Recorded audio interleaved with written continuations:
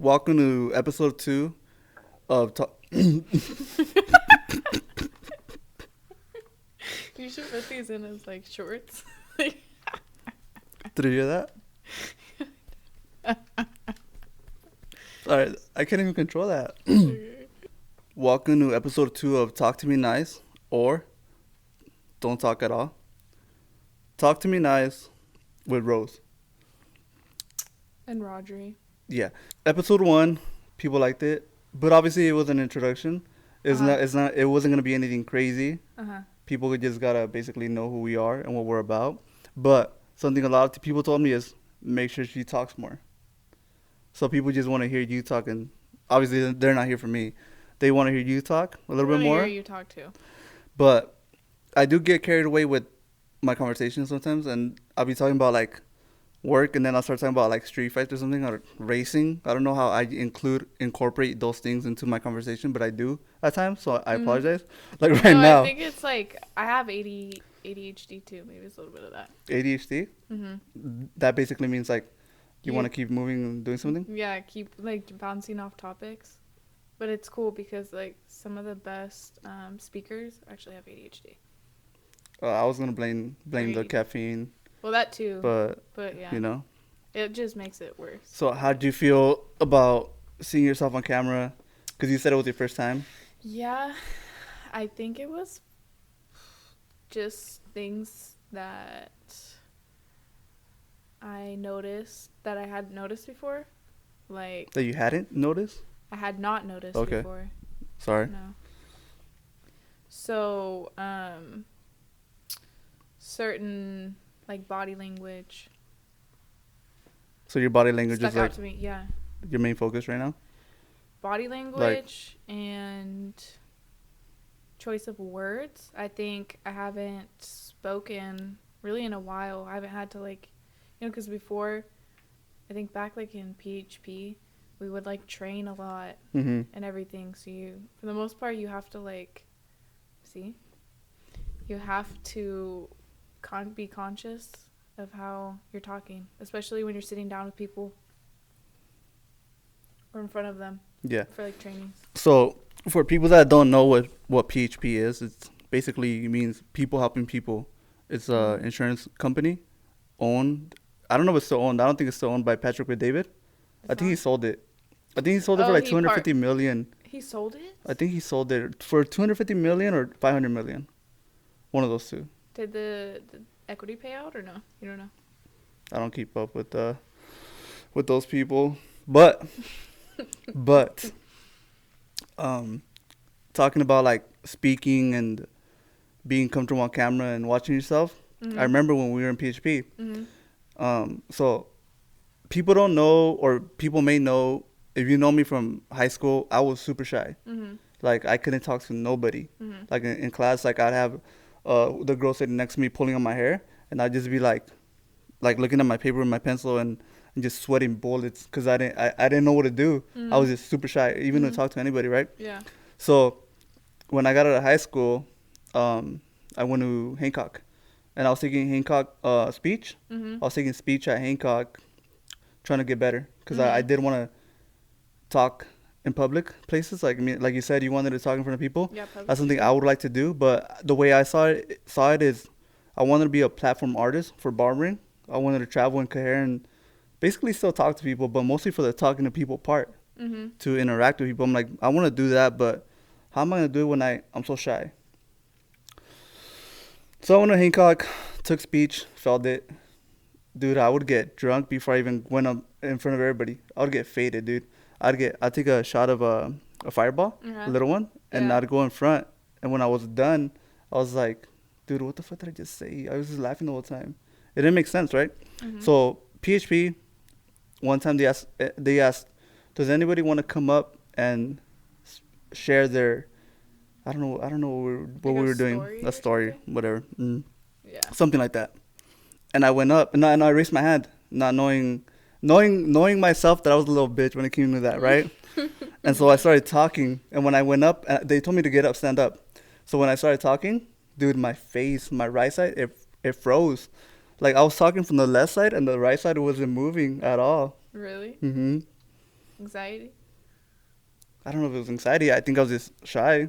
I'm still shy in a sense for the talking in front of people. Mm-hmm. Are you good at it?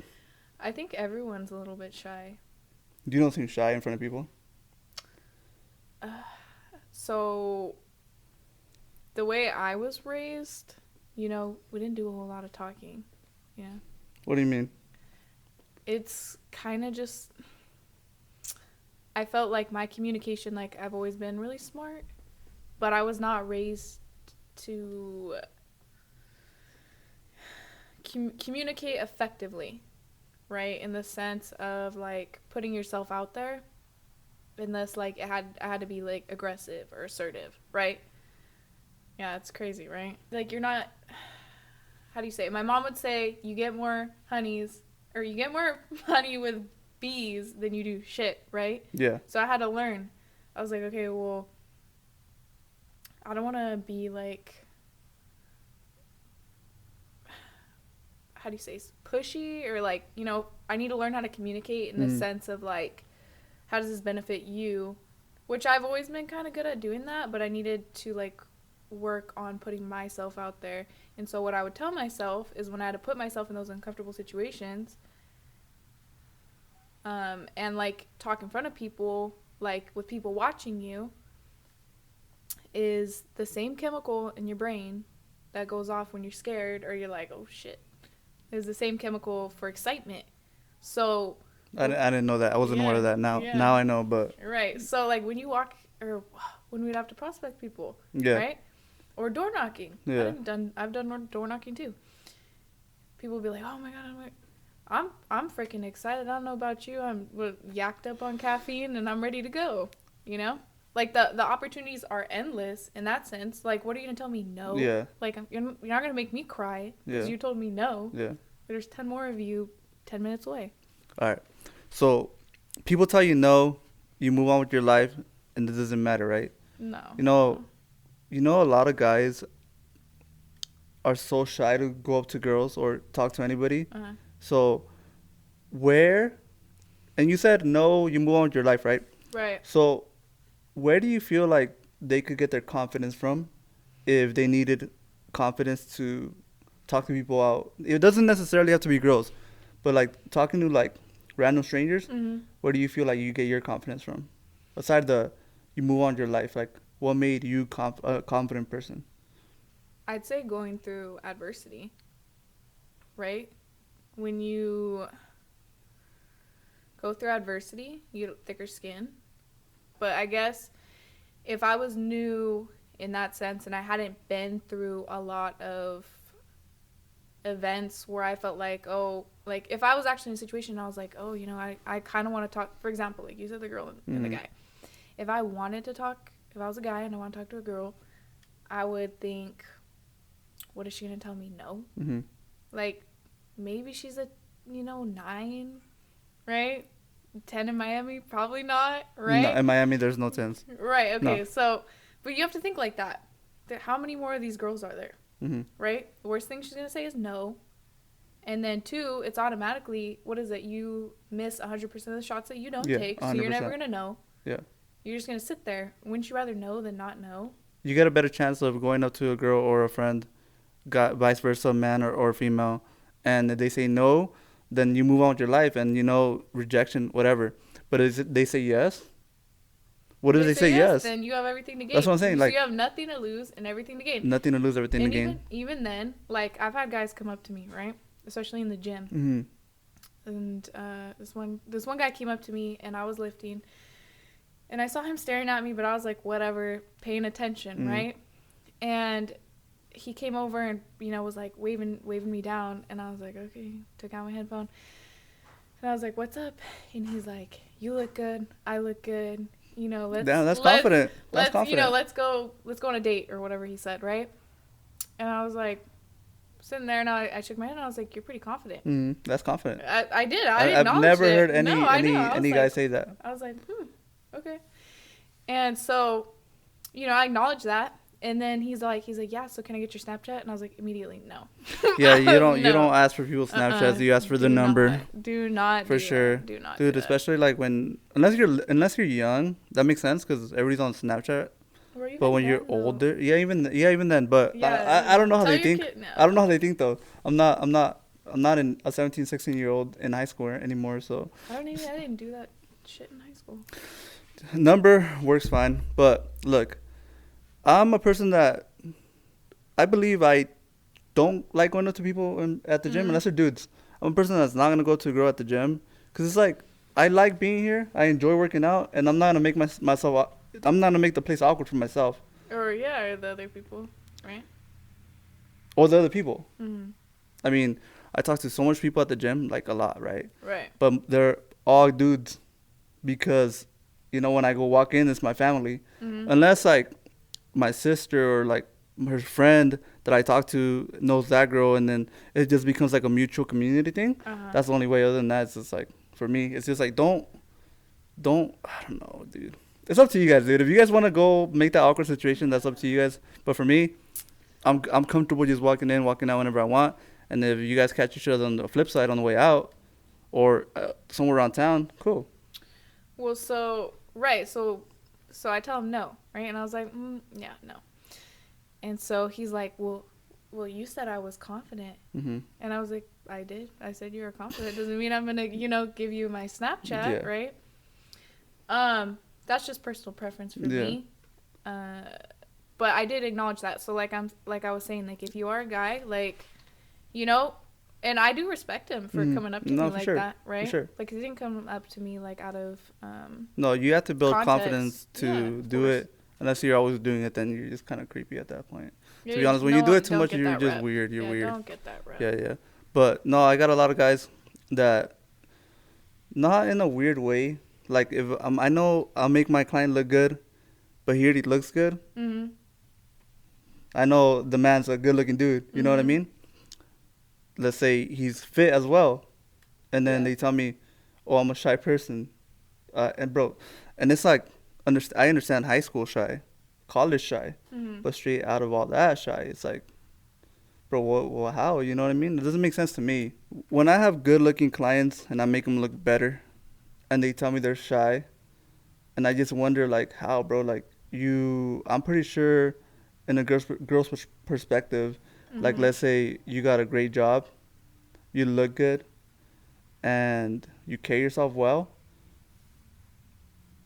I don't see why you would be shy or not confident. But I think, like you said, to be confident, you have to go through situations in life that give you thicker skin, right? You just gotta understand that you're gonna, one day not be here, and if you don't take every opportunity that's out there for you, you never know what you could have got yourself into. Right, too. Like I think in business, we would always say, because you're going off of commission. Mm-hmm. You're your own boss. Yeah. You pay yourself. Yeah. Right? Just because you show up doesn't mean you're going to make money. True. You have to put yourself out there. And you have to make yourself uncomfortable. And a lot of the times people say, like, when your back's against the wall, that's when you make a move. Mm-hmm. Because people get scared. And they're like, oh, well, what if they tell me no, or this person or that person? But it's like, what if I told you, someone was holding your mom for ransom, or your kid wasn't going to eat because you were so scared to go ask that person for their number? Mm-hmm. Like, be for real. Be for real. All I know is that my kid's going to eat good and your kid better eat good. So if you got to fucking go, get to stepping. Get to stepping. There's the whole, even cold calling. Oh, yeah. Like, what are you scared? They're not going to jump out of the phone at you? But I was in that position where I was like, damn, I'm fucking nervous. I don't want to bug them. Okay. But in order for you to be successful, you got to bug people. You got to, like, not give a fuck what people think and just get it done.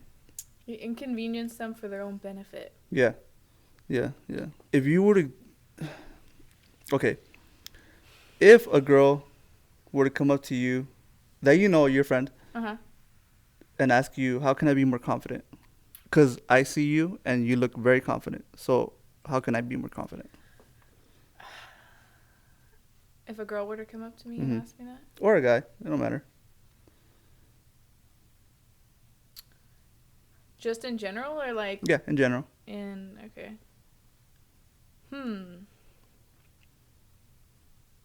I'd have to ask them like what they like about themselves. It just depends on what they like about themselves. Well, you should just be confident in general because it's like nobody. There's only one of you. Yeah. And everything that you have to offer the world, right? Like before we were talking about purpose, each and every one has their own purpose and like what they bring to the table, and their own personal characteristics, to attribute. Yeah. To society and everyone around them. Being confident in yourself, I think it all comes down to confidence, real confidence, genuine, authentic confidence, not just surface level bullshit. Yeah. Comes down to your core values. Core values. Who you are as a person, because if you're not willing to stand up or stand alone for something that you believe in, then you're not going to be confident at all. Like, I mean, yeah, there's girls that know that they're, pretty. They're not confident. But why do you think that is, aside of the looks?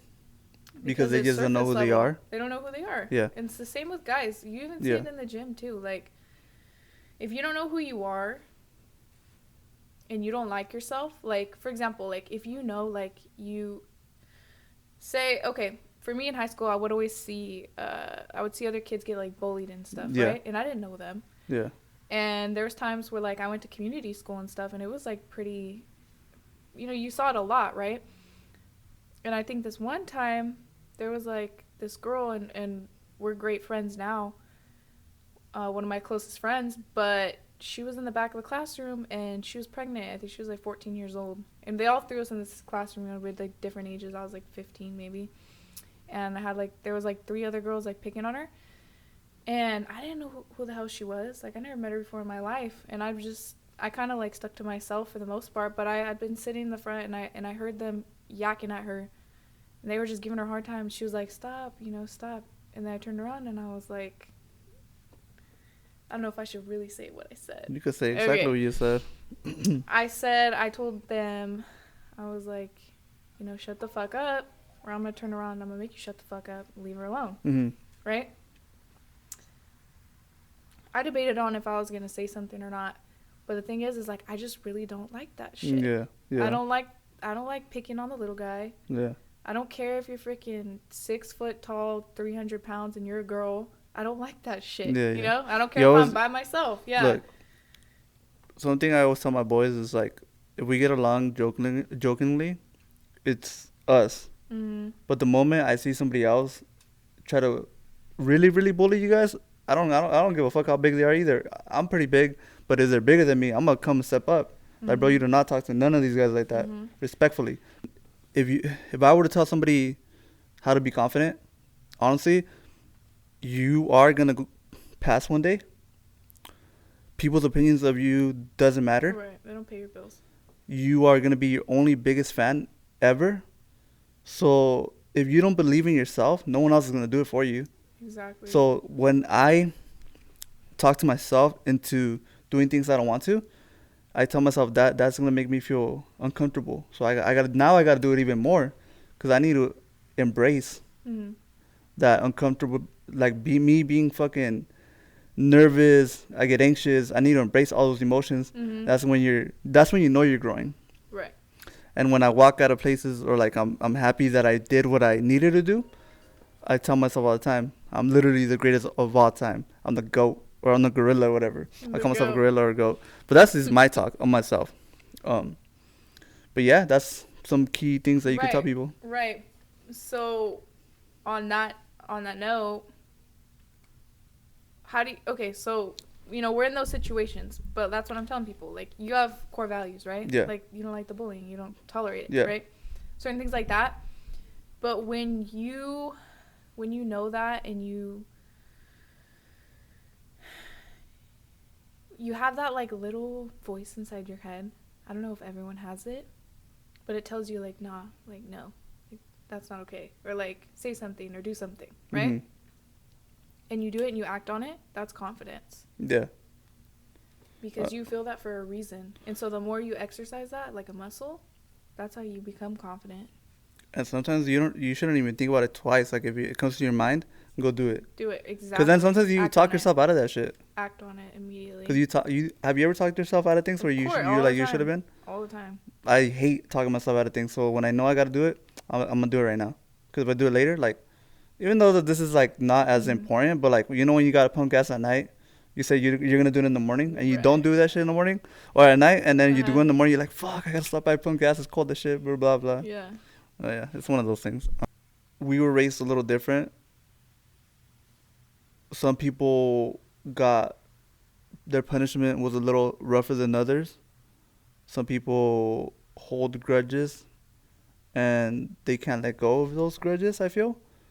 Some people like don't even have communication with their parents because they ended up on growing up in a bad situation, whether their parents got into alcohol or drugs or temptations, which is life has a lot of that.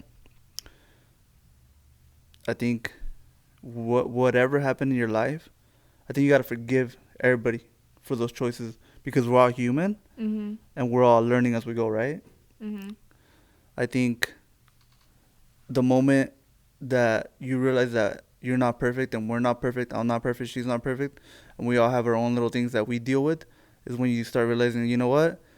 We're human, we're born sinners, we can make mistakes, but this one phrase that you can live by is, if God forgave you, forgives them, forgives her, then you have to learn how to forgive people.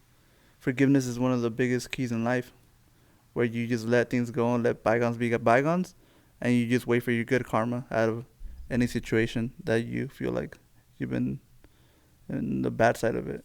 When it comes down to forgiving others, I want to touch up on the self-awareness, because when you reach a certain level of maturity within yourself and like emotional maturity, like even when it comes down to your parents are just children. Like they were just raised by other children. A lot of them hurt children. Big kids. Big, hurt, angry children. With a lot of unresolved emotion. Like people don't just grow up and, resolve all of their unresolved trauma. Like that takes work. And if you don't know and you're not aware, which a lot of people aren't, they're not aware of their triggers. And so they don't do the work. And their children suffer. But what I'm saying is, you reach that maturity within yourself and you understand it is what it is. Mm-hmm. Your parents were just doing the best that they could with what they had. And now it's your turn to turn that into like compassion and understand that you don't want to repeat that with your children. So it ends with you. Yeah. And a lot of people don't want to take the initiative to be the curse breaker, the generational curse breaker. Or the better person. Someone has to do it. And how much, like, for me, do you think, like, is it easier being the better person? No. But do you want that to teach or trickle down to your children? Right? How bad do you want it? Everything in life, I always say, how bad do you want it? Yeah. Do you want it bad enough that you're willing to take it upon yourself to fix those issues? And for the people that don't have kids, you could just basically see it as it's making you a better person. Well, even like in relationships too, because a lot of the times, like, it's I was gonna get to that relationship part. When you have trauma and things you still gotta deal with, I don't think you should be jumping into a relationship and kind of having the other person deal with your shit and or expect them to fix you. No one can fix you. Yeah, but some people expect their partner to fix them or be very patient with them. But it's like, dude, you should have overcame those little things, situations, or things you deal with, so you could have been a better partner. But that all comes from awareness, right? Like you said. and educating yourself. You got to educate yourself on how to be a better partner. Yeah, be a better individual. Individual first. Like, yeah, individual first, you're right. But I feel like even too, like for me, I didn't realize certain qualities about myself until I was in that situation. Like good qualities or bad qualities? Both. I mean, like you said, nobody's perfect. And I can attest for not being perfect. Yeah.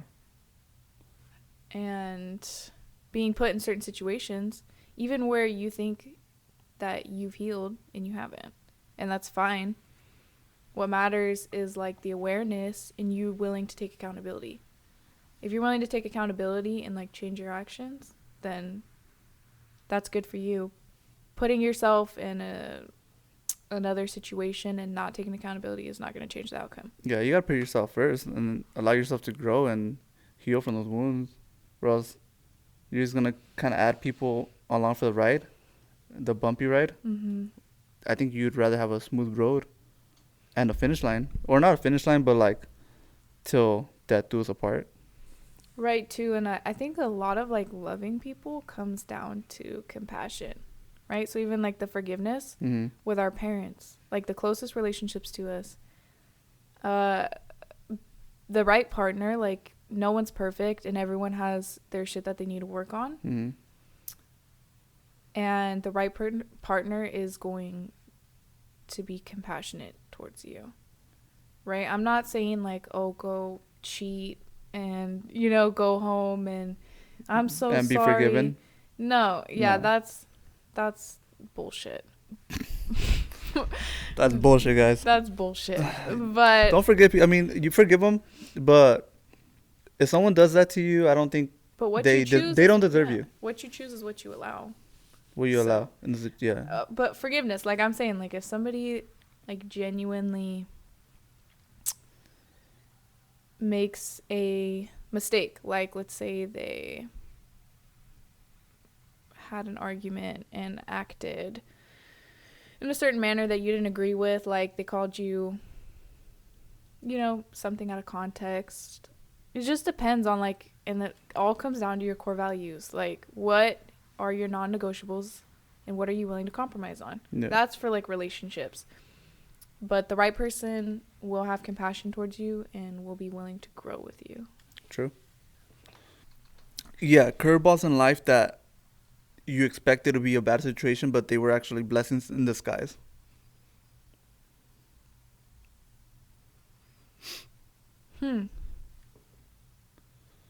I'll share mine. I'll share mine, and then what you think about yours. Okay. When I was getting my barber license, I was messaging people, asking them for a spot, asking them, "Do you got space? I'm about to get my license, about to graduate, and if you got a spot, I want to rent it out." Everybody I messaged, all of them said no. We don't got space.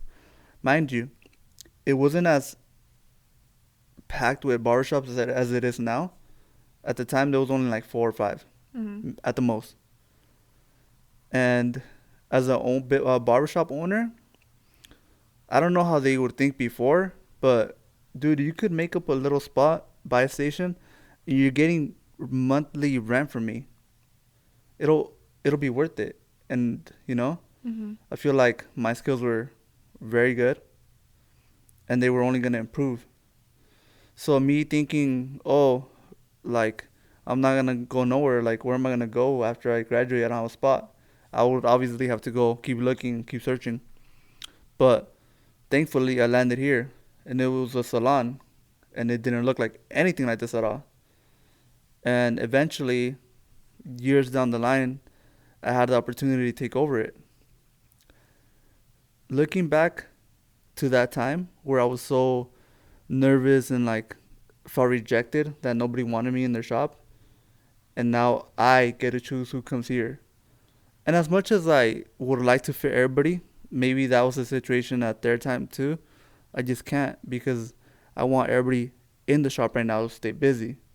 So even though I could Sometimes, I mean, I've had chances where I had open seats and I could have got somebody else in, and I had to just say no because I want the people that are here ready to get some walk-ins and build their clientele. Mm-hmm. Or if I did have every seat taken, like if you look around or if you've been here before, there's just no space. Mm-hmm. And I've added every station that you can add here. But that curveball that life threw at me where no one wanted me at their shop was the best thing that could happen to me. It made you a business owner. It made me that, and now I have a group of barbers that are literally family to me. Even though, yeah, we BS a lot with each other, sometimes I feel like we get carried away. Because we do get carried away. We're family. Mm-hmm. Family gets carried away all the time. Mm-hmm. But I would have never met any of these people, and I would have probably still been working at someone else's shop if it wasn't for that. The moment any of these guys leave, it's gonna hurt. But what me and my cousin have talked about is if they leave, it's actually better for me or for us if we see them open a shop, because that just means you made a leader and they're ready. Builder. You want to be a builder, not a leech. And Mm-hmm. that's what I tell my boys. The day I'm gone, I need to find someone that could run this whole place. And maybe I might not even want to be owner anymore, because I want to be able to travel and have different opportunities for myself, where you know your time's up in a certain thing. Right. But that might, that might come sooner, that might come later. But at the end of the day, I just want one of these guys to be ready. I think that's awesome. Curveballs. Curveballs. Okay, so do you remember that one time we went to Vegas and I was bringing, I think I had made a personal commitment to bring 21 people. 21. Yes. I was Before the song? 21 people 21 people. to Vegas, right? And I had like 5 people in my car. Not to cut you off, but I remember you saying that now. Uh-huh. You said that. I remember that moment. I actually remember that moment. I was like, I'm bringing. And I was like, damn, 21. she's crazy as hell. I'm fucking psychotic. I promised 6, by the way. Your commitment was 6? I think so, or to 10 maybe. There's no way I don't even know where to fit people like that. Well, see, okay. Because they said we were gonna get charter buses. Mm-hmm. Well, I kind of said that we were, because I thought We did a lot of that. Okay? I thought I knew a guy. I thought I knew a guy. I thought I knew a lot of guys. But anyway, yeah. So I had made that commitment, and I was determined to follow through, Mm-hmm. and I did. You brought 21 people? I brought like 21 people. Did you really? I did. I don't remember that. They did. No, I don't. No, it's not that They showed up because I had like my Paso team, right? They came, and then I had people coming in from like different areas. Some came by themselves. Yeah, so you're talking about like they had to transport themselves, and you took people in your car. Correct. But they had to transport themselves from the Central Coast to Vegas. To and Vegas. she And I had promised to 21 get them. people. I had to get them there. Mm-hmm. Yeah. So I did. Anyway, so I had 5 people in my car, right? I had a 2010 Chevy Malibu. We get in the car and we start driving over there. Before we even leave, I had no oil in my car. I don't know how the hell that happened. Okay. Anyway, we throw some oil in there. God. And we take off. We start driving. And I think we got to like the Mojave Desert. It was so hot. In the middle of the desert, the car starts overheating, right? And keep in mind, like, we're all broke. We're pretty broke. But we're selling the dream, right? Because that's Dream chasing. That's what it's all about. Yeah. Right? And so we pull over, we're in the middle of the Mojave Desert. There's like one O'Reilly's. I don't even know if it was an O'Reilly's. It could have been a knockoff. I really don't remember. But we start like me and the guys I brought and the girls, we're trying to like, in an odd bunch, I'll give you that, right? No, for sure.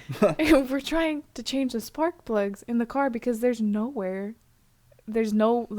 like miles away. How'd you figure it was a spark plug? issue? I think one of the guys that I was taking over there. And so anyway, so we're changing the spark plugs in the Mojave Desert. I'm getting calls from my coach, right? She's like, we got a deadline. You got to be here on time, right? And I was like, oh, like we're changing the spark plugs in the Mojave Desert. Like, what do you want me to do? And I was like, we're gonna be there. And so then we start driving, and I'm trying to make up for like lost time. And you remember Ghost Town Road? Yeah. Okay. My tire, I'm going like 90 miles an hour on Ghost Town Road, right? And there's nothing over there. No, it's dead. I drive there all the time, 6 hours away, and it's bad. It's boring. I had one of my biggest agents. He's like this big buff guy, right? He was all scared of the seat. I'll be scared too, dude. If I'm not driving, I'll be shook. He was like, Rose, what are you doing? Yeah, we're driving on Ghost Town Road. My tire blows out, going 90 miles an hour. And then the next objection we had to overcome was finding where the hell I'm going to get another tire from, right? And so I have people jam-packed in my car, a flat tire,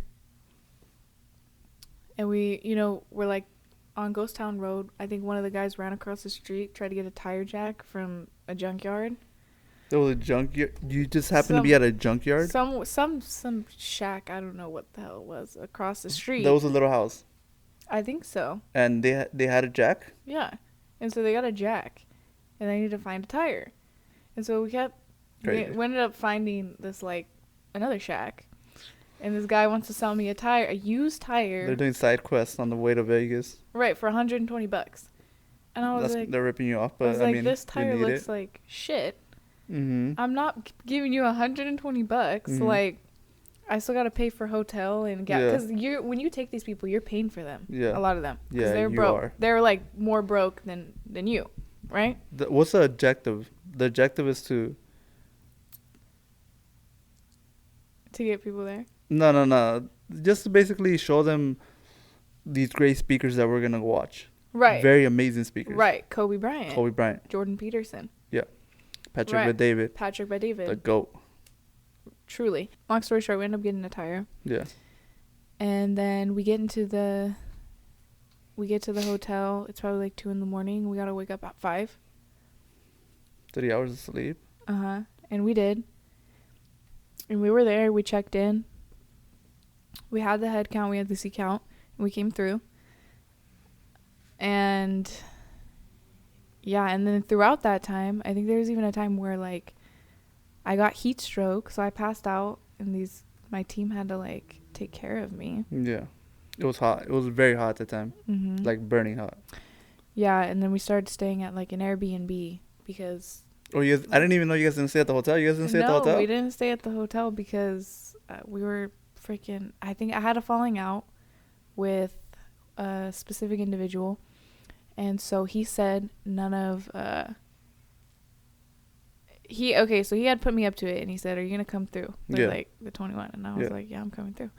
And he did everything in his power to kind of sabotage me to make sure I didn't come through. And I still came through. Mm-hmm. And so, yeah, he had said, no, like, I'm not letting any more people stay. Any more of the guys stay in the hotel. Honestly, to be fair, I understand. Well, yeah, you guys were jam-packed. I was there. Yeah. And we were jam-packed. And because me with my big mouth took the role on being the leader, everybody thought it was my fault. Yeah. And... bro, I would not put you in a room with that many people ever in my life, you know? Mm-hmm. I would gladly pay out of pocket so we don't have to do that. But that was the rooms were booked. Rooms were booked already. Yeah. Like we couldn't get more. They're already booked. Yeah. Anyway, yeah, so we ended up staying at Airbnbs. But we made it to see Kobe Bryant. That's better though. Where you were at? Kobe Bryant? No. Oh. The Airbnb, it doesn't even matter how many people were in there? At the Airbnb? We had like 5 people. Okay. We had approximately 25 people in one room. For sure there was not be any more space for anybody else, dude. And honestly, I don't know who organized that specific part, but we clearly understood that we were going to get multiple rooms, and if we were okay with having a little bit extra people in our room. And that was not a little bit of extra people in our room. That was a whole fucking bus. A whole army. A whole army, dude. Like I was like, what if the fucking ground collapses right now on them? I'm like, dude, like, I did not sleep on the bed because why the fuck would I be sleeping on the bed? Everybody hates me already. Dude. But let me tell you, that floor was hard as fuck, dude. That shit hurt. I felt bad for no. You know what? Me the dream. Honestly, I was mad. Not because of that situation. I felt bad for the kids. Oh, yeah. No one underage, but the youngsters. I felt bad for them. Because if they never been to Vegas, that shit's tough being in that situation. So shout out to my boys, because I still chop it up. We still laugh about it to this day. But in that moment, dude, oh my God, I was so embarrassed. See, but those are the kind of stories that, like, you build these kind of relationships with people. Yeah. It's like a lifetime. Yeah. It's like a lifetime story. Yeah. And it's character building. I don't care what anyone says.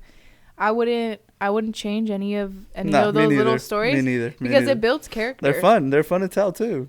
And it gives you confidence because it's like, really, you know, you've been through it. You've seen it all. Like, I can't be shy.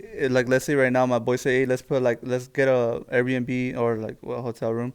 We're going to have 7 guys. People will be like, what the fuck? That's a lot. And be like, bro, you haven't seen a lot. You don't even know. Let me get my camera real quick, bro. I got you. I'll show you. I got the video. I'll show you a lot. I'll show you a lot. And that's insane to me. We ended up getting another room and we asked anybody that wanted to go, let's go. But it was a little further and it was worse. It was horrible. It was at the that clown one. I forget what it's called. The little circus, I think. Circus. So what, dude, that's the worst hotel you could stay at. I don't give a fuck what anybody says. That's the worst you could stay at. Like, that's horrible. The only thing that's good about that is the amusement park on top. But when you're not a kid anymore, it's horrible. Dude, it smells like fucking. It smells like cigarettes and ass all at once, dude. Gross. No, it smells like fucking. It smells terrible, dude. And I mean, better than 25 people, I guess. But I told everybody it's not. It wasn't that nice. People think we went in a better room, dude. That shit was sad. Like, when I was walking through I thought you guys went in a better room. We were not in a better room. When we were walking through, I just felt depression hit me. I'm like, damn, what the fuck are we doing, dude? See, but not depression, but you know imagine you how much like you had to grow as an individual to like lead those people out of that situation, and then still to be like for example, like when I had those 5 people that I was responsible for. Yeah. And I didn't have anyone to have my back to be like, oh, like, here, like, I'll help you figure it out, or you guys can stay over here. Like, we had to figure it out. We had to thug it out. And I did, and that made me a better leader. Look, I was one of the newer guys there. I didn't know who to turn to. Because, like, obviously, like, when people know each other, they talk amongst each other. I didn't know who I could complain to about this situation. Yeah, more so like trust. I didn't want to talking to the feds. Whoever, I know there's a Fed in there.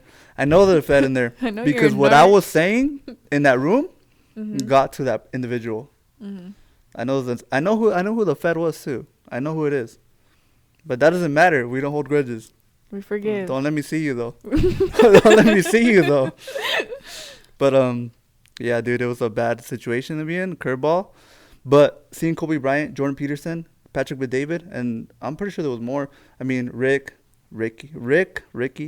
and his brother Alejandro, dude, that shit made me into podcaster Rodri. Right. It gives you like it changes your identity almost. Yeah. But I wouldn't say no. I wouldn't say changes your identity. I would say evolves, because you're already the person you are. You're right? There for a reason. But you're there for a reason, right? And you become like the next best version of yourself. You're already chasing what you're after, and when you see it in person, and it's attainable, on stage, it's attainable, and you're so close to them. I don't know anybody else in this area that wasn't part of us that saw Kobe Bryant's last interview. No. I was there. Yeah, I got videos on my camera. A lot of people say, "Oh, it's his last interview." It's a big talked about thing because it's the last thing he talked on, and we were there. Mm-hmm. We were like front row too, right? We were pretty close because our team, our team, not our team, but like our. It was our team. Our team. Yeah, but we had like most people. The only people that were in front of us are obviously the people that are making 100,000, 500,000 to millions of dollars, and obviously why the fuck would we be in front of them unless we earned it? Yeah. And we could have. I feel like I could have. We still can. But I don't want to be part of that. No, I think another curveball is like seeing things for what they are, right? So like people have like different versions of like, they have like their public, like their version of in the public eye, right? Yeah. How they act. And that's the people you see on stage. That's the people you see training, seminars, right? And then you get to meet these people like one-on-one, and you have like conversations like this with them where it's just you two, and you spend a lot of time with these individuals. Like you're picking their brain, right? And you're going to their houses, you're having barbecues, you know, you're spending 4th of July with your kids and their kids, right? These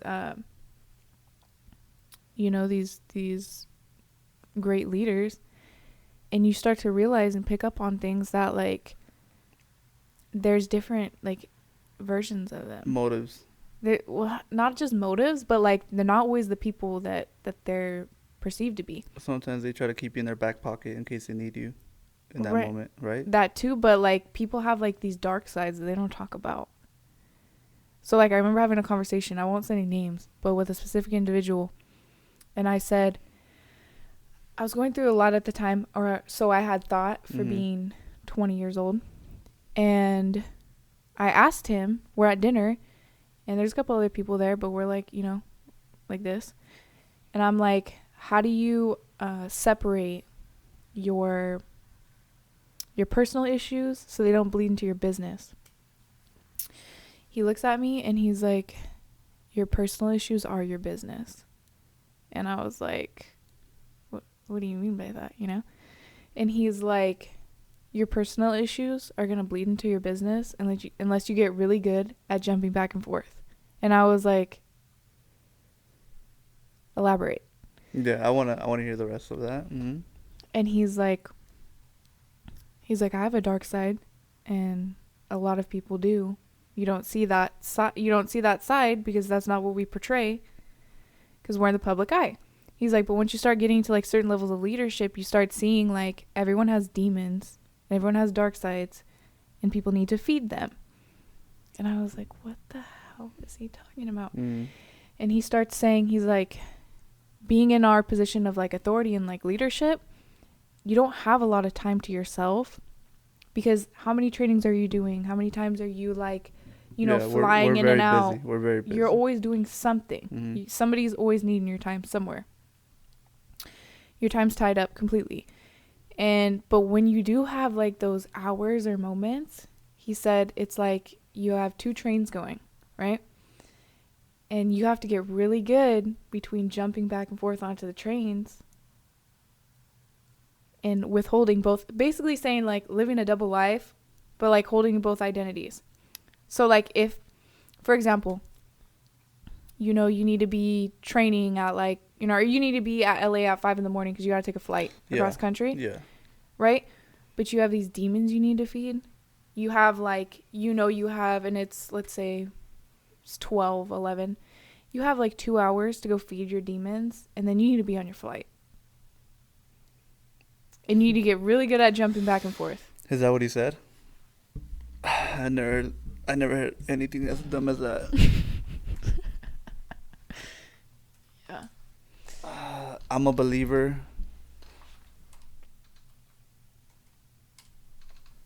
I'm a believer of I don't know about me jumping back and forth from a fucking train.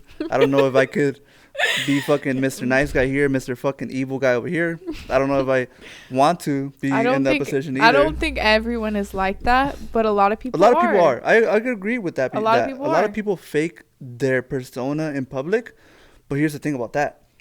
Truth always comes out. Yeah, the truth always comes to light. So you cannot fake a persona, dude. You could only hold it off for so long. And that's exactly what he was saying. He can only hold it for so long, and then he has to feed his demons, and he has to be on the flight at 5 a.m. That's insane.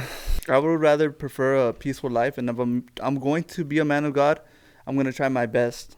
And I know I'm gonna come short, but I'd rather be one person inside and outside of every building that I step in, right? Mm-hmm. You know, every previous relationship that I ever had, I always told them the person I am right now is the person I am everywhere I go. There is nothing that's gonna switch up on me. So the way I talk to my homies, my boys, is the same way I talk to you, with obviously with affection and love. Mm-hmm. On it's a different side of that, Mm-hmm. but I'm literally the same. So when I come around, I do not act different Mm-hmm. around them. So Mm-hmm. that's what I think everybody should be. I think everybody should just be themselves. And if people that love you, we're gonna love you for you, and not I gotta feed my fucking people at 3 a.m. because my people are trying to come out. You mean your demons? Yeah, my demons. I thought it was pretty ridiculous, but it just goes to show you, like, that some people are like that. And having money, that doesn't make you whole, right? Because you hear people with, like, so much money, and that's how they communicate. That's how they talk, and they really believe what they say.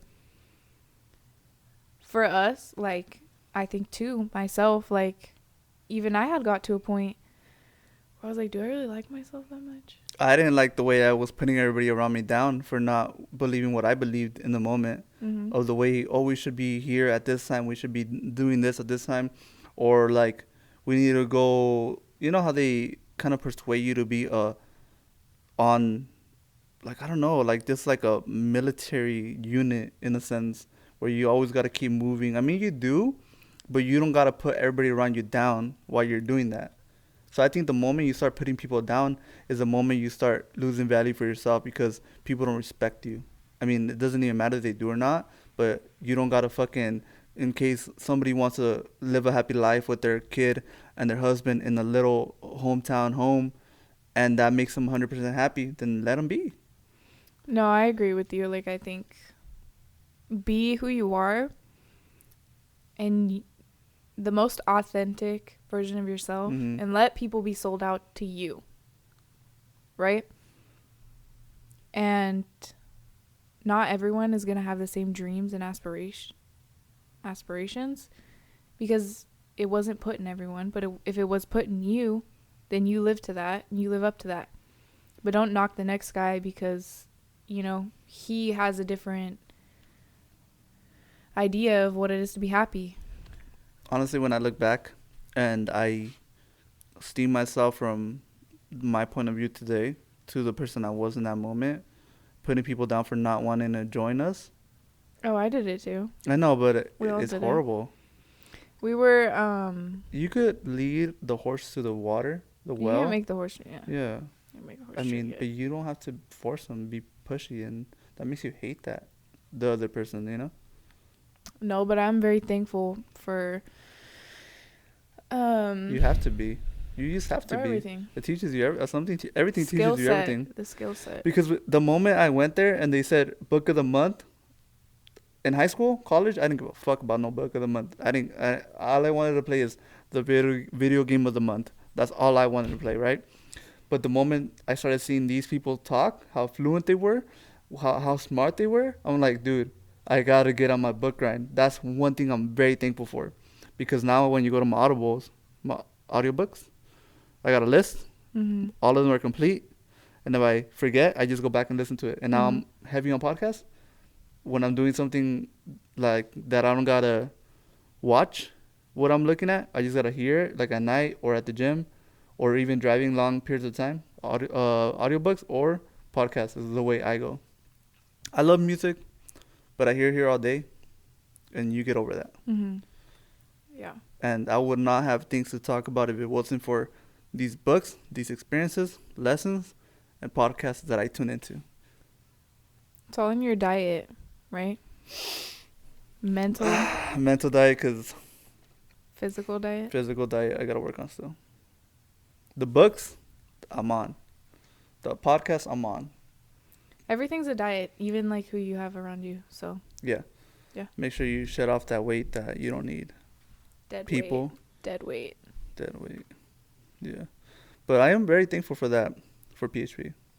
Of course. If 100%. I could do it again, I would definitely redo it again. But with the I don't know, cause I didn't meet the other group, you know, the other side, the other group, Who? the ring earners. Mm. I wouldn't say. I can't say that. I can't say I saw anything dark about them, but who knows? Like you said. I'm thankful, and I wouldn't change where I came from because I built very bonds and relationships that I will be forever grateful for. I don't think I've had a realer friend than my coach. Mm-hmm. And so that was enough for me. That was enough for the whole journey, right? In that sense, like, I don't, at the time, like, I didn't care. I didn't care that people weren't making the money yet. Yeah, no. Because I was sold out to who you were. Yeah. And I know where you're going, and I still know where she's going. Yeah. 110%. I would put money on that. Mm-hmm. People make shit happen. Yeah. I wouldn't change it. I wouldn't change a thing. I believe if they're still there right now, it's for a reason, and they will get to where they want to be, 100%. I just feel like people that get there sooner, they combine two incomes, so it looks glorifying on paper, but in reality, it's not as amazing. But in the long run, for sure, you could keep doubling and doubling up. But like I said, if I had a chance again, I would do it. I'm not going to do it. Or maybe I'm contradicting myself a little bit. But what I'm trying to get to is like the company is great. It's amazing. Our office here, I can't really say it was the best. I thought it was good until I started seeing the little shadiness in there. But as far as like the whole company and what their mission is, it's a great company. Right. And like even taking away from the leadership that I didn't like, what I did see that I didn't like, I learned what I'm not. What you don't want to be. Well, what not only I knew I'm never going to have an issue with that because I know who I am and I'm very, I have a good sense of like who I am as like a leader. Mm-hmm. I'm saying like what I wouldn't allow in my office. Mm-hmm. So, or what I won't allow in my office. I bite that shit. You're out. You kicking them out? You're not gonna give them a chance? Mm-mm. For real? What if you teach them to be better? You can teach if they're willing to learn. Like if they're coachable. They're coachable. But if they're ignorant and they're not willing to say sorry and be like, I'll change that, or I'm willing to change that behavior. And if it's repetitive, you're out because you're a rotten egg or a rotten apple, and you're gonna make all my apples rotten. And I think the moment a man, from what I've seen, the moment a man starts putting down women, that's it for me. That's it for me, dude. Call me ghetto, call me whatever you want to call me, but I'm not tolerating that. I had to hold my tongue a couple times. Because I don't know if you remember that we went to LA and everybody already had a seat and they were trying to hold off some seats. And I got in an argument with the person that was trying to save those seats for the people that haven't got. Didn't you do that? I think I remember I needed to sit down too, and you got in an argument with somebody. Yeah. It was like because you can't say that. Okay. So it was like myself. And so I like defending people. And I know you were in the situation where you were already there and you deserve to sit down where there's space, especially. But there was a lot of us too, a lot of girls. That's what I'm saying. Well, the group that you guys were in, if you make yourself accountable to be on time when you know you're supposed to be on time, and the seats are open, there's no way. If I'm next to those seats that are open, I'm not gonna let no one say, "Oh, I'm holding these for people that haven't made it yet." Mm-hmm. Because as a leader, you should be there hours before everybody else. It doesn't matter what the situation is. Mm-hmm. You got to be there on time as a leader.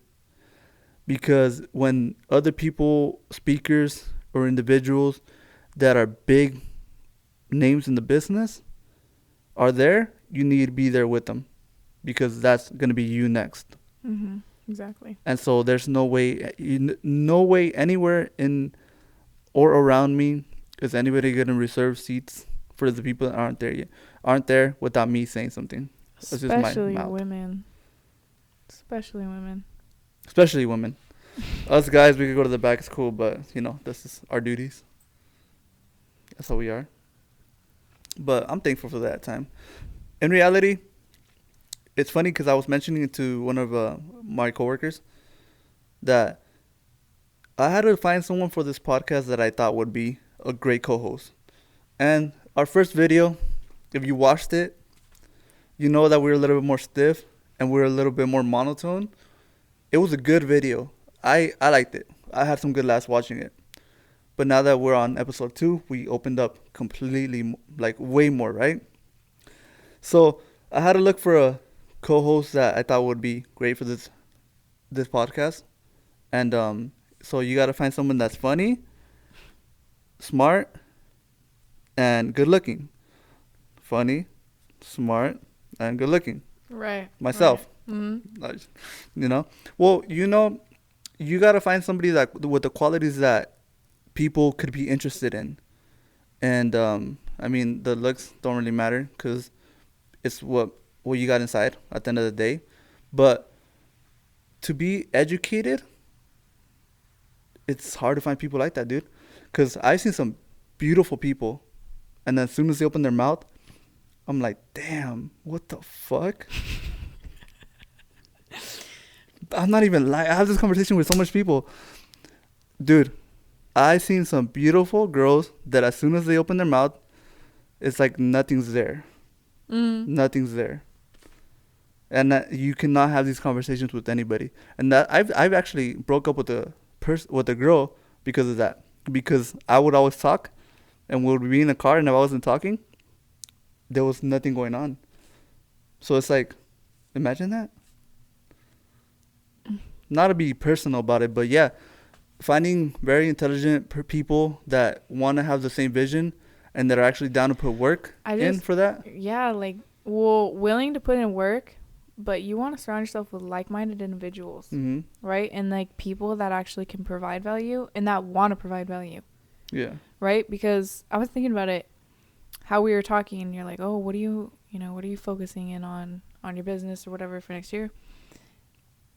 And what I've been focusing on, and what I'm going to continue to focus on, is how can I add more value to the clients I already have? Yeah. And when while I'm expanding and growing my business outwards, what else can I do?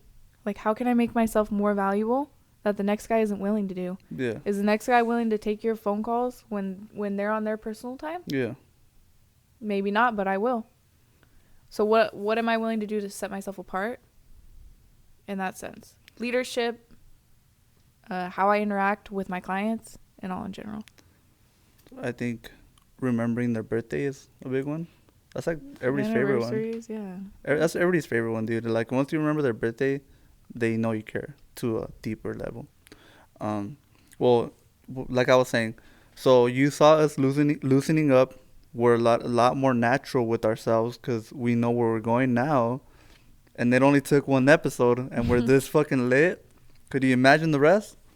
But I'm thankful for the PHP experience. I didn't know if I said that name. I didn't want to, accidentally say it, and I wasn't supposed to. Because if it wasn't for that, I wouldn't have met her, and she wouldn't be here today. So it's crazy how even though some things don't work out, they do work out. Right. It's like you change. Never change the goal or the destination. But you change the way there. Make adjustments. Yeah. Your navigation says take a left because there's a fucking roadblock on the right. You take a left. And you're still going to get there even though it's going to take you a little longer. It might take us a little longer. Less. Or do you think less? I think my car's kind of fast, so it might take less. And you go 90, it's for sure going to take you less. But I don't go 90, I go 35. We might even out. Just cruising. I'm chilling, dude. I'm good off tickets. Oh, we're done. Even if we wanted to. Okay. Even if we wanted to keep going, we're done. battery died.